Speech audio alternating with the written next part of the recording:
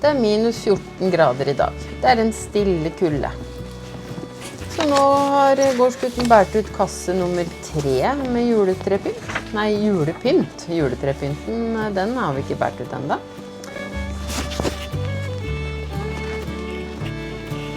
Han har vel ikke de aller største forhåpningene I dag. Han skal bare se om han får liv I traktoren. Først må jeg komme inn I garasjen. Og da må jeg bruke gassvarme igjen for å tine låsen. Så blir jo spørsmålet da. Vil han få start på 1? Eller 2? Eller ingen?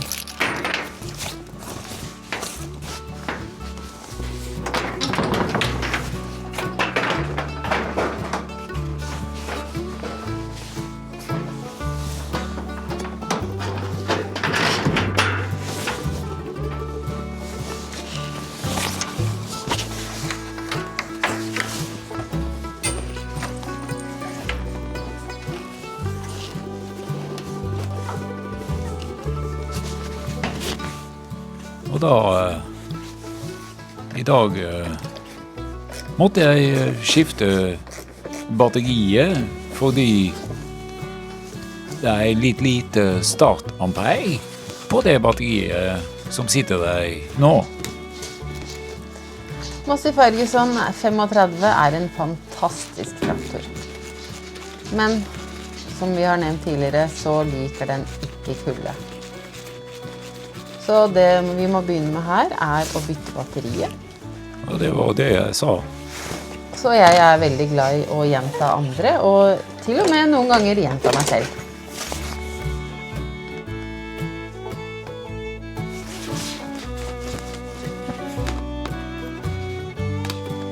Så for å få den I gang, forhåpentligvis I dag, så skal vi sette inn et nytt, men gammelt batteri.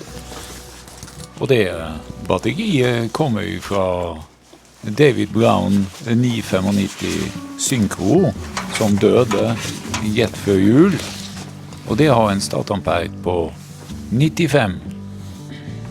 Og dermed vil kunne hjelpe 35 til å starte bedre dersom alle andre forutsetninger til stede. For eksempel varmegrader.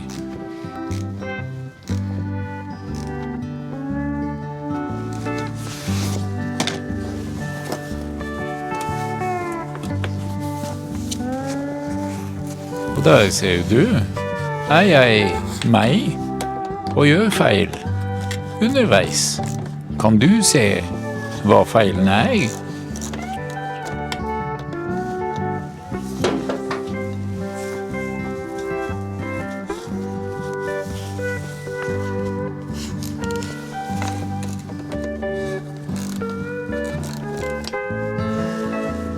Det kan se ut som den kabelen litt feil, ja.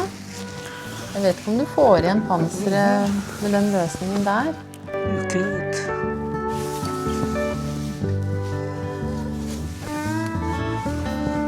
Skal vi se. Der, vet du. Men til ditt forsvar, så sto du jo på andre siden. Så du har jo ikke sånne lange øyne. Nei, det sant. De ser ikke I vinkel. Nei. De ser egentlig ikke rett fram heller. Her funderer jeg på hva jeg skulle gjøre, og nå har jeg løst det. Ja. Det hender jo ting går som man planlegger. Ja.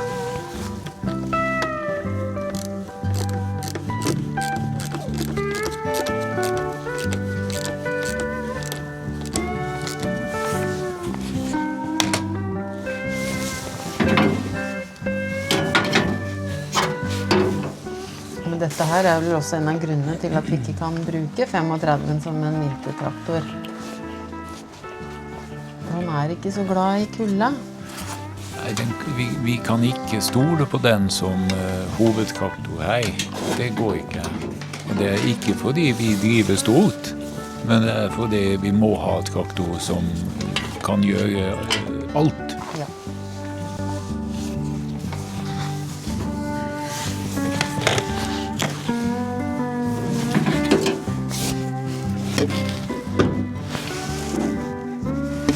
Det er veldig mye han ikke kan greie da. Og det er fordi utstyret ikke er tilpasset den, Ja. men heller Daviden. Og nå har vi jo et problem når Daviden er død, at genskapen passer ikke. Det passer på Forden, men ikke på 35. Nei. Men det er jo den aller fineste ryggegutten vi har da. Den er en fantastisk genskapsflytter og bidragsyter på alle mulige måter. Ja. Og hvis noen kommer hit og er litt lei seg, Ja, da setter vi dem på den. ja, og dem bare å kjøre av gårde, for det er akkurat som han flyr over veien. Ja, det er helt Ja. sant.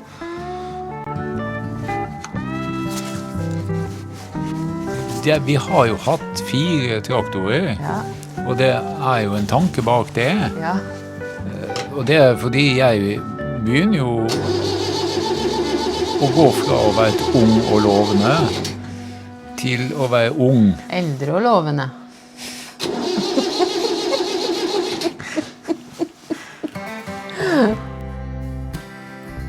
Så vi har da 35 som er alt mulig traktoren, og så har vi hatt Daviden som gjør alt det tunge, og så har vi hatt Forden som er skogstraktoren vår, Ja, og andre løfter av oppdrag.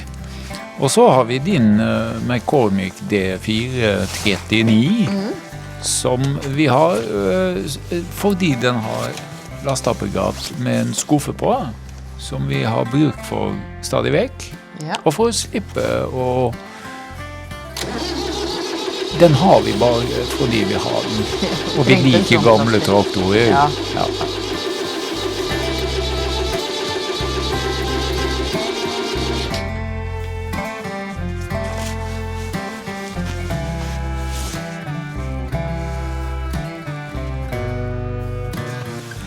Men her er vi i gang med å prøve å starte dette andre startforsøket på denne vinterdagen.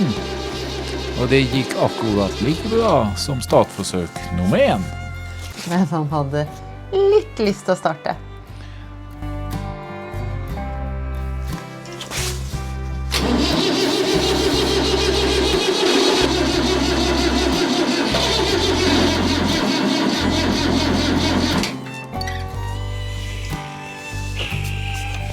Nå var jeg litt irritert og trengte å varme meg litt og ta en kopp kaffe Ja. og en tenkepause. Vi fikk nå satt batteriet på lading for å fylle det opp igjen. Ja.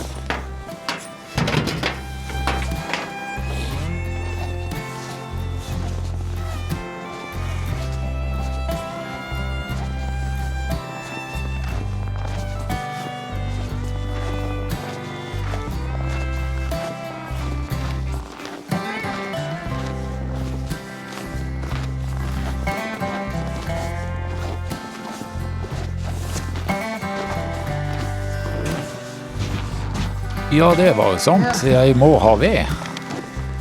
Men du kom på det. Jeg kom på det, ja.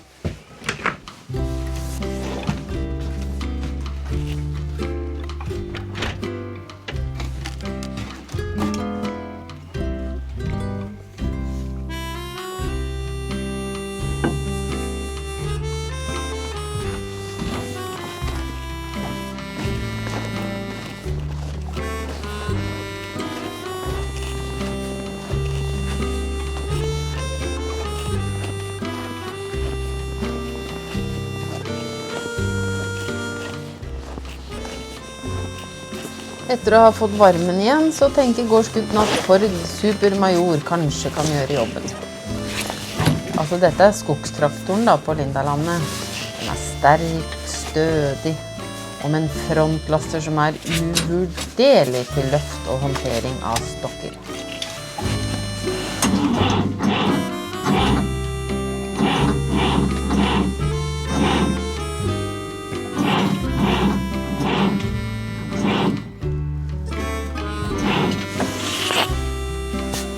Den har stått stille siden rett før jul, og er tom for strøm.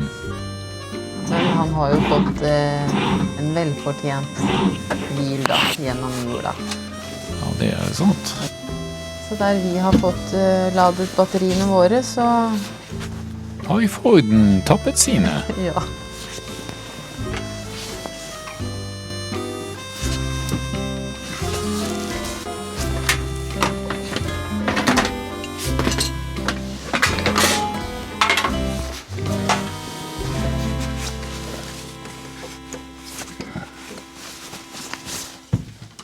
Og det å komme til batteriet på denne Forden er en prosess. Fordi vi må ta av den, ja, kall det torpedoveggen, først for å kunne få panseret ut. Og det er jo en Ford-patent, det. Jeg forstår ikke helt hvorfor Ford har lagd en traktor med hytte som man må ta av noe på hytta for å få av panseret. Var det gjennomtenkt? Var den lagd som originalt? Eller hva?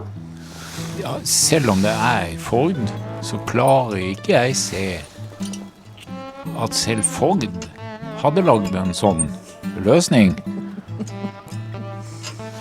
Men det er klart at det er den veggen der som jeg her tar av, som er problemet. Hvis man ikke har den montert, så går det fint med hytta der. Ja. Så det er den, vi kaller det torpedovegg fordi jeg har lyst. Så hvis den ikke er der, da kommer det masse snø og regn inn når jeg kjører i forover. Så det er jo først og fremst den veggen som er et problem.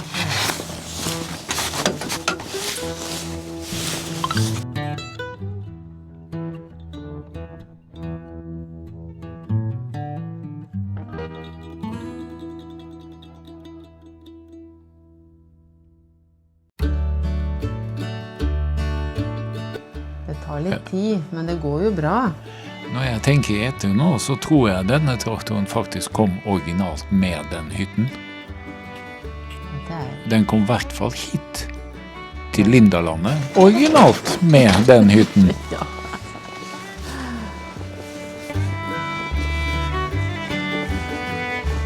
Nå måtte du ha batterilader da.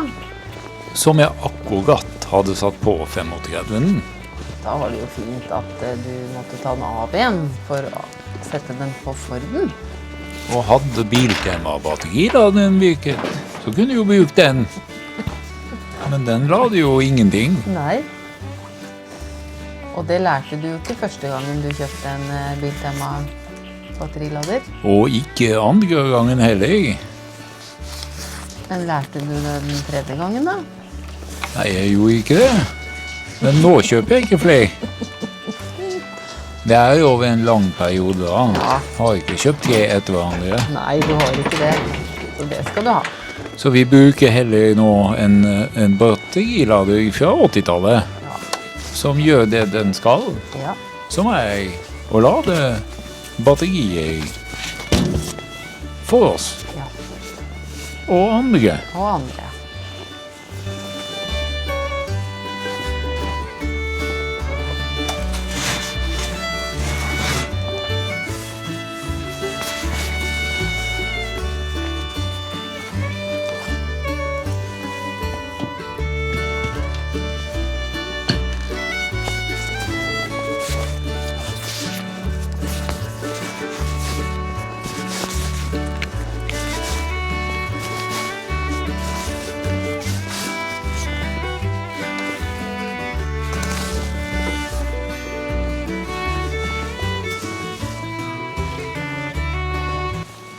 Hvilken ampere var det som står i Forden i dag?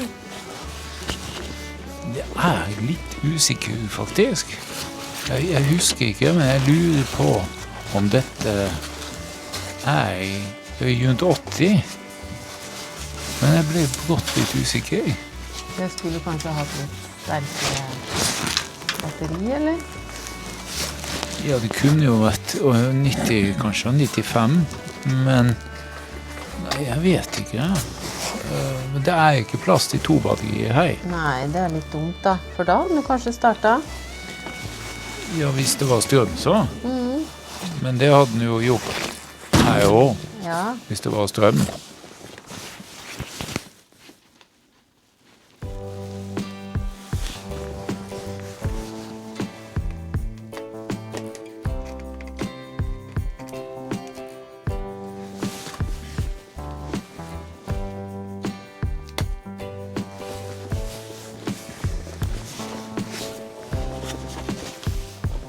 gårdsgutten har fiklet litt med ladekablene, satt på pipa til luftfilteret og går tilbake mot huset. Han er litt molefunken i dag, men ikke irritert. For nå viste det seg at traktorene vant. De ville ha en fridag. Dette er Lindalandet, småbruksliv slik det faktisk er. Noen dager får man gjort alt, andre dager får man bare kjent på kulda og drukket litt ekstra kaffe. I morgen så prøver vi igjen. Takk for at du så på.